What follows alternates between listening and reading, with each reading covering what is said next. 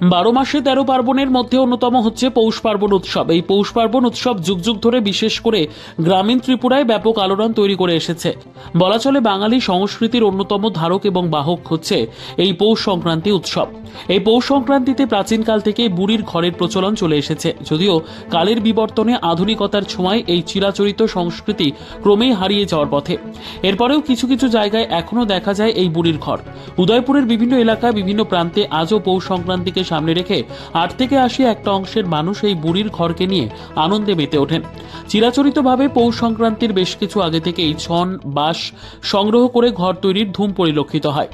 আর সংক্রান্তির আগের দিন রাতে ভুরিভোজ করার পর ভোরবেলা সেই বুড়ির ঘরের অগ্নিসংযোগ করে চিরাচরিত প্রথাকে লালন করা হচ্ছে দীর্ঘদিন ধরে।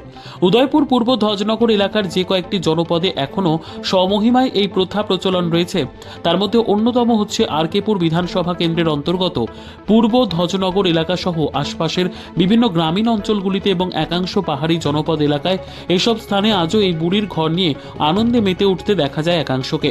সবার একটাই আশা, আধুনিক সংস্কৃতিকে আমরা যতই ধরে রাখি না কেন, আধুনিকতার পথে আমরা যতই এগিয়ে যাই না কেন, যুগের সাথে তাল মিলিয়ে লালিত হতে থাকে এই চিরাচরিত বুড়ির ঘর সহ মকর সংক্রান্তির প্রতিপালনের রেওয়াজ। নমস্কার, এটা উদয়পুর গোকুলপুর পূর্ব ধ্বজনগর। তো আমরা অ্যাকচুয়ালি মকর সংক্রান্তি উপলক্ষে বুড়ির গড়ে যে পুরনো দিনের একটা ঐতিহ্য, ওই ঐতিহ্যটা বজায় রাখার জন্য আমরা ছোটো বড় সবাই মিলে সেটা একটা বুড়ির গড়ে আয়োজন করি। তো এই আয়োজনে আমরা প্রত্যেক বছরই মানে ছোটো এবং বড়রা সবাই মিলে একটা বুড়ির ঘরের যে প্রিপারেশনটা, এটা প্রত্যেকবার আমরা বাড়াই। তো এই বছর আমরা 3 তলার একটা প্রিপারেশন নিয়েছি। তো এই উপলক্ষে আমরা সবাই মিলে সুস্থভাবে আনন্দ ফুর্তি করি, ছোটো বড় সবাই থাকি একসাথে। তো শুভ মকর সংক্রান্তির সবাইকে আগাম শুভেচ্ছা রইল। সবাই ভালো থাকবেন, সুস্থ থাকবেন, সুস্থভাবে এনজয় করবেন। ধন্যবাদ। নিজস্ব প্রতিনিধির রিপোর্ট, দুরন্ত টিভি।